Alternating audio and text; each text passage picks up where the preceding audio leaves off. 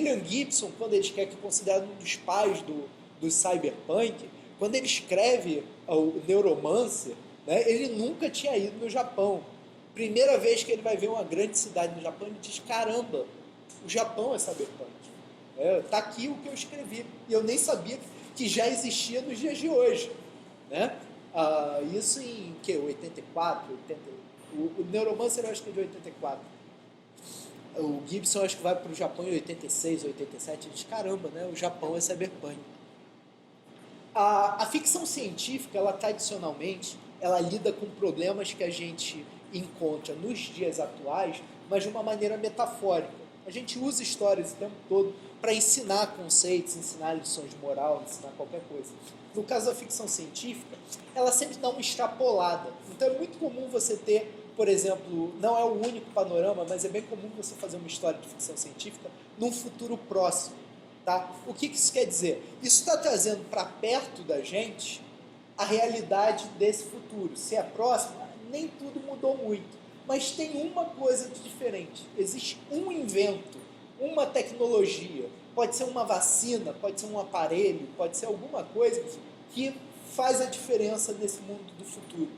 E é essa coisa de diferente é justamente que vai fazer a gente discutir nesse mundo futuro alguma coisa que é relacionada aos nossos dias atuais. Não se engane, cada nova invenção tem um impacto social na vida da gente. Quer dizer, o celular já existe há muito tempo. Quando eu transformo o celular num smartphone, que me dá uma série de outras possibilidades de coisas que eu posso fazer com o celular, né? Quer dizer, ele vai criando uma série de outros problemas que antes eu não precisava enfrentar. Né? Por exemplo, o próprio uso, a própria existência do celular faz com que eu tenha que criar leis, por exemplo, proibindo o cara de falar no telefone enquanto ele está dirigindo, porque senão ele pode bater com o carro, a atenção dele está distraída. Do mesmo modo, eu tenho que pensar mais adiante, né? Quer dizer, antigamente a gente pedia para ninguém deixar o celular ligado para não tocar na sessão de cinema. Aí depois, hoje em dia todo celular tem câmera, então olha, você não pode usar o seu celular para fotografar nem para gravar a imagem do filme. A cada nova invenção, a gente tem que ir pensando como essa invenção impacta na sociedade e como a gente tem que repensar os nossos hábitos. Né? Tem uma imagem que ficou circulando uma época no Facebook, reclamando que a mídia, né, ia tornar as pessoas todas muito antissociais. Né? E a foto era de um bando de gente num trem, cada um lendo um jornal diferente.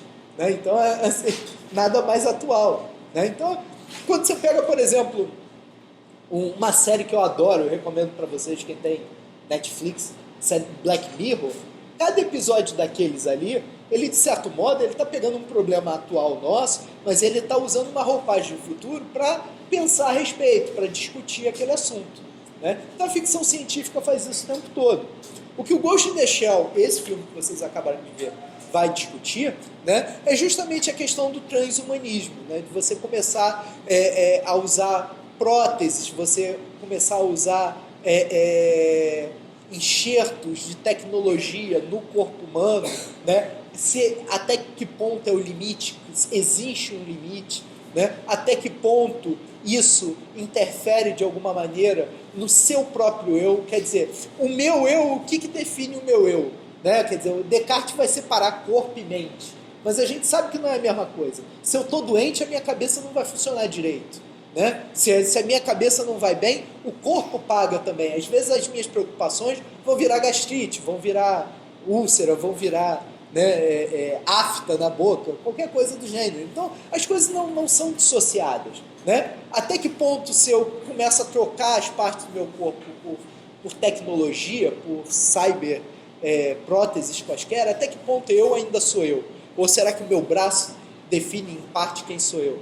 Né? Quando ele chega na questão do cérebro, eu acho que é a questão pontual, porque, quer dizer, todos eles com o cérebro conseguem acessar uma rede de informações, eles conseguem entrar, ela vai falar o tempo todo na rede, o filme é de 95, o mangá começa em 89 e vai até 91, então assim, não estranhe se, quer dizer, a gente ainda está falando de uma proto-internet, a gente não está falando da internet tão usual que a gente tem hoje em dia, então eles estão indo para a rede. Né? Se ela consegue com o cérebro dela acessar todo tipo de informação, e se nós somos, em parte, aquilo que inclusive aquilo que nós sabemos, né? Se cada nova informação, cada nova coisa que eu penso, cada novo conceito, eu vou me transformando diariamente, né? Que um cara desses que tem um cérebro eletrônico, mesmo tendo lá o cérebrozinho original dela dentro da caixinha dela de titânio na cabeça, será que isso não afeta a própria personalidade dela? Né? É isso que o filme vai trabalhar o tempo todo. Ela está buscando ali, de certa maneira, a identidade dela. E no início do filme, ela já está um pouco perdida nessa questão da identidade dela. O Batou vai dizer, olha, tem uma interferência aqui, você tá... tem alguma coisa aí te incomodando. Ela vai dizer, deve ser um fio solto qualquer. Não, tem ruído, né? Não, eu tô naquela época do mês. Não, pois era isso que eu ia falar, é bem machista, né? No original ela vai dizer que... Em japonês ela fala que tá naquele período do mês. Tô naquele período do mês, é bem machista. Mas enfim, de qualquer modo, enfim. Ué. Não, mas isso no mangá também tem. No mangá tem, não, o mangá é assim, né? Um tipo de humor bem japonês. O mangá, inclusive, ele trabalha muito com uma pegada mais de humor. O filme ele é mais ele é mais sério, ele tem uma pegada até porque o mais Masamune policial. Shirow, ele faz um negócio de uns quadrinhos eróticos também com humor, umas pitadinhas de humor. Então, a o mangá própria é uma pegada diferente, né? Pois é, a própria figura da Major, né? Quer dizer, era um estereótipo muito americano dos anos 80, que é a macho woman with guns, né? Que são aquelas mulheres fortes com roupas mínimas e armas enormes, né? Desde Sonja, a guerreira ruiva, até umas coisas mesmo de pin-up, que vocês vão ver muito na heavy metal francesa, vocês vão ver muito em alguns quadrinhos mais independentes americanos, e isso vai aparecer também em alguns mangás. A figura da Major, principalmente no mangá original, ela parte muito por aí. E é uma coisa do humor, até meio bobo, meio ingênuo, né, de certo modo, e também ao mesmo tempo erotizado, né, que é bem característico do mangá, né, voltado para o homem japonês.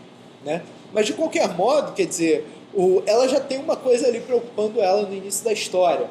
Né? Ela vai desconversar com o Batou, ele está falando que tem uma interferência no cérebro dela, vai fazer o trabalho que foram mandado para ela, que no caso é explodir a cabeça daquele cara e tudo mais. Ela entra, sai, ninguém nem vê direito que ela passou ali, só o estrago que ela fez. Né? E a gente vai vendo que ela vai se questionando, quer dizer, quando o caso que eles estão investigando, que a primeiro momento parece um caso de cyberterrorismo, e é a praia do setor 9, que é onde ela trabalha, né? Eles vão ver que invadiram o cérebro da assistente ou da intérprete de um membro da ONU, né? E aí, quer dizer, invadiram o cérebro dela. Não era para ninguém ser capaz de invadir o cérebro dela. Mais tarde, você tem a figura do lixeiro, que tem um monte de memórias implantadas. O Batou ele pergunta, eu posso apagar essas memórias? O Batou vai falar, cara, não tem como fazer isso. A gente não tem nem como diferenciar uma memória que foi implantada, que foi inventada, de uma memória real sua. Né? Então, se o fato dela ter sido implantada, para você não torna ela menos real. Né? E aí, se você é capaz de implantar memórias, criar, invadir os cérebros e tal, quem garante que ela é quem ela é? E isso é o que acaba angustiando ela o tempo todo. Então é uma busca dela pela identidade dela. O próprio projeto 2051, né? 2501. O próprio projeto 2501, que vai se denominar o Puppet Master, ele é um software para você invadir qualquer banco de dados, que é desenvolvido pelo governo americano. O software tem uma inteligência artificial que, num certo momento, vai se declarar viva e vai querer ter independência pela rede. E ele começa a ser perseguido pelos criadores dele. Né? E aí ela vai discutir se esse próprio software ele consegue desenvolver uma personalidade própria, né? Quer dizer, qual é a questão? De onde vem a nossa personalidade? De onde vem?